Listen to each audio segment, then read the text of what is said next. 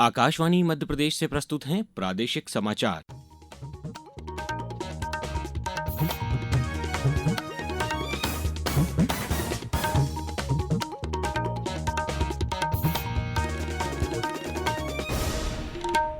नमस्कार, समाचारों के साथ मैं अभिषेक कटियार। सबसे पहले इस बुलेटिन के मुख्य समाचार।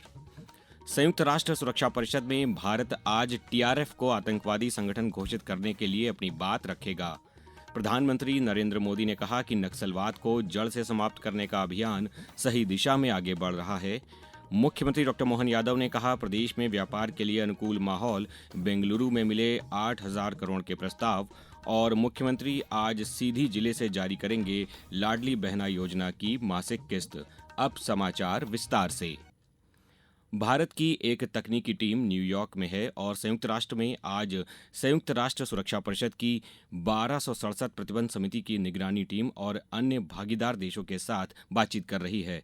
भारत 1267 प्रतिबंध समिति में अपना मामला पेश करने की तैयारी कर रहा है, जिसका उद्देश्य आधिकारिक तौर पर द रेजिस्टेंस फ्रंट टीआरएफ को आतंकवादी संगठन के रूप में सूचीबद्ध कराना है और इस संगठन को पाकिस्तान द्वारा मिल रहे समर्थन को दर्शाना है।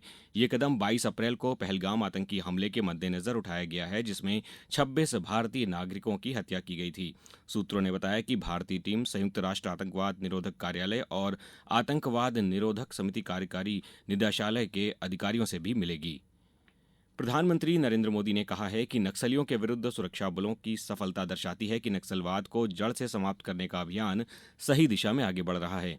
केंद्रीय गृह मंत्री अमित शाह के सोशल मीडिया पर किए गए पोस्ट को साझा करते हुए श्री मोदी ने कहा कि सरकार नक्सल प्रभावित क्षेत्रों में शांति स्थापित करने और वहां के लोगों को विकास की मुख्य धारा में शामिल करने के लिए पूर्ण रूप से प्रतिबद्ध है। इस बारे में सीआरपीएफ के डीजीपी ने कहा कि सरकार के विकास कार्यों के चलते नक्सलियों के सरेंडर की संख्या में वृद्धि हो रही है और वे ज्यादा से ज्यादा संख्या में मुख्य धारा से जुड़ रहे हैं।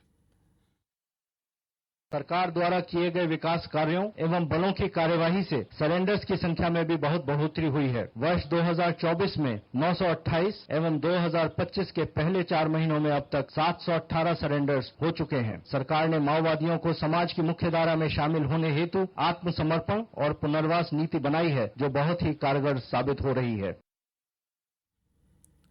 पहलगाम आतंकी हमले के जवाब में सफल ऑपरेशन सिंदूर के बाद भारतीय सशस्त्र बलों के साहस और बलिदान का सम्मान करने के लिए देश के विभिन्न हिस्सों में तिरंगा यात्रा आयोजित की जा रही है। कल शुरू की गई 11 दिन की इस यात्रा का उद्देश्य नागरिकों, समुदायों और क्षेत्रों में राष्ट्रीय गौरव तथा एकता की भावना पैदा करना है। इस अवसर पर प्रदेश भर में भी तिरंगा यात्राएं निकाली जाएंगी। रतलाम जिले में भी आज विभिन्न क्षेत्रों में तिरंगा यात्रा का आयोजन किया गया है। अब समाचारों में वक्त है एक ब्रेक का। ये समाचार आप आकाशवाणी मध्य प्रदेश से सुन रहे हैं। ये समाचार बुलेटिन YouTube पर Madhya Pradesh news All India Radio channel पर और फेसबुक के साथ ही एक्स प्लेटफॉर्म पर AIR न्यूज भोपाल पेज पर सुने जा सकते हैं। इसके अलावा आप हमारी वेबसाइट newsonair.gov.in पर या न्यूज ऑन AIR ऐप पर भी समाचार सुन सकते हैं। समाचारों में पुनः आपका स्वागत है। मुख्यमंत्री डॉक्टर मोहन यादव ने कहा है कि व्यापारी और निवेशक मध्य प्रदेश आएं और उद्योगों को बढ़ावा दें। मध्य प्रदेश सरकार ने नई उद्योग केंद्रित नीतियां लागू की हैं। सभी जिलों में उद्योग प्रकोष्ठ खोले गए हैं। राज्य में सिंगल विंडो सिस्टम लागू है। राज्य में पर्याप्त लैंड बैंक, पानी और बिजली उपलब्ध है।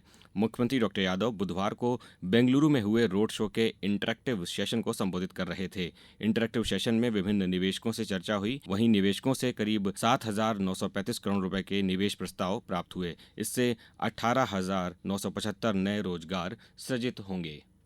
मुझे इस बात का संतोष, बेंगलोर कर्नाटक की राजधानी में आकर हमने जब अपने निवेशकों से चर्चा की तो इसमें लगभग सन फार्मा के 3,000 करोड़ का, HESS इसका 2,000 करोड़ का, BEML 1,800 करोड़ का, अरविंद मिल्स 600 करोड़ का, अभिज्ञा समूह लॉजिस्टिक 100 करोड़ का, नॉइज गारमेंट्स परिधान टेक्सटाइल का 385 करोड़ का, HTCL टेक्नोलॉजीज IT का 50 करोड़ का, सब मिलाकर लगभग 8,000 करोड़ का निवेश और 19,000 लोगों को रोजगार मिलेगा।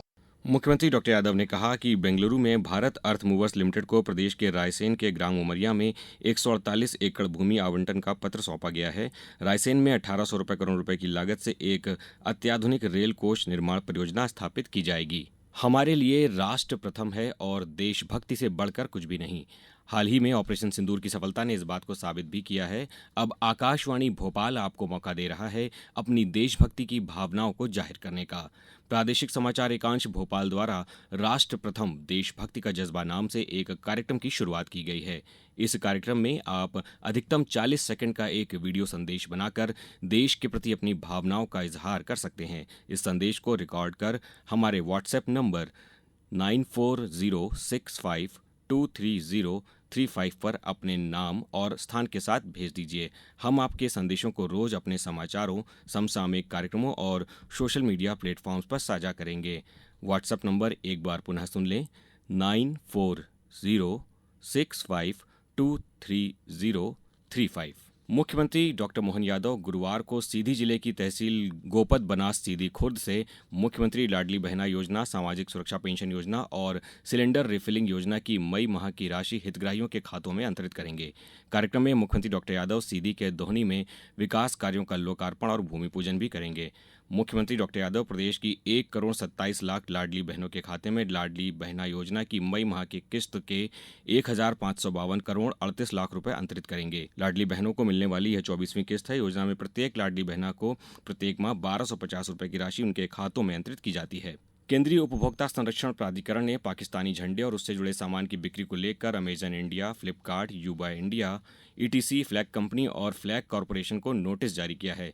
सोशल मीडिया पर किए गए एक पोस्ट में केंद्रीय उपभोक्ता मामलों के मंत्री प्रहलाद जोशी ने कहा कि इस तरह की असंवेदनशीलता बर्दाश्त नहीं की जाएगी। उन्होंने कहा कि ई कॉमर्स प्लेटफॉर्म को तुरंत ऐसी सभी सामग्रियां हटाने और राष्ट्रीय कानूनों का पालन करने के निर्देश दिए गए हैं।